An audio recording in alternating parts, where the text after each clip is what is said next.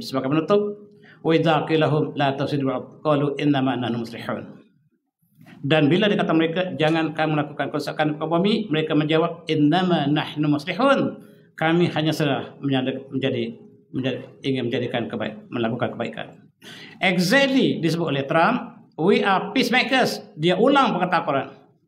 Dia tak pernah baca Quran, mukjizat Al-Quran. Innama nahnu muslihun ala innahum mufsidun walakin la yash'urun. Dan ketahuilah sesungguhnya mereka lah yang melakukan kerusakan muka bumi sedangkan mereka tidak mengetahuinya. Dan kalaulah negara yang zalim memerintah dunia tidak akan aman. Kalaulah di pulau perompak, semua perompak di satu pulau, pemimpinnya lah perompak yang paling jahat. Pemimpin di atas pulau perompak ialah perompak yang paling jahat.